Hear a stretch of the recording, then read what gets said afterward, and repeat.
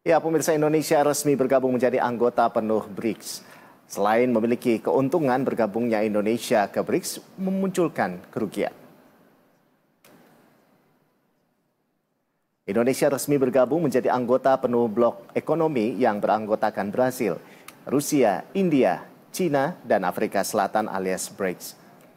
Bergabungnya Indonesia ke BRICS diperkirakan akan memberikan banyak manfaat.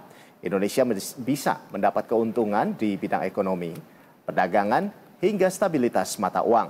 Karena Indonesia tergabung dalam blok yang memiliki dominasi ekonomi global yang cukup besar.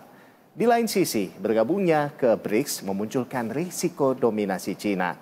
Karenanya pemerintah harus memiliki langkah mitigasi agar Indonesia tidak terlalu disetir oleh China.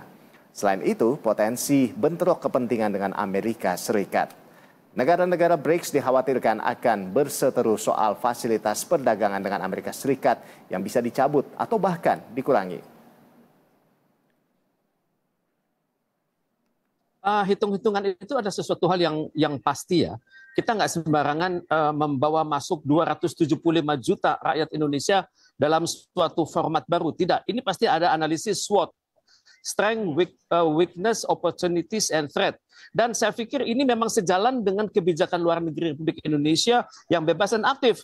Karena masuk BRICS itu menempatkan Indonesia benar-benar di tengah. Di tengah satu garis dengan Rusia, satu garis dengan Amerika Serikat, satu garis dengan China, satu garis dengan Uni Eropa. Jadi kita tidak bisa mengatakan Anda kami utamakan, tidak. Kami memperlakukan semua negara-negara besar tersebut dalam suatu konteks yang sama, yakni jadi kebijakan luar negeri Indonesia yang bebas dan aktif, kemudian non-aligned, kita tidak berpihak pada salah satu pun dari mereka, tapi kami akan mengoptimalkan kerjasama strategis yang sudah ada. Jadi saya pikir ini kebijakan luar negeri yang sangat brilian dari pemerintahan Prabowo Subianto.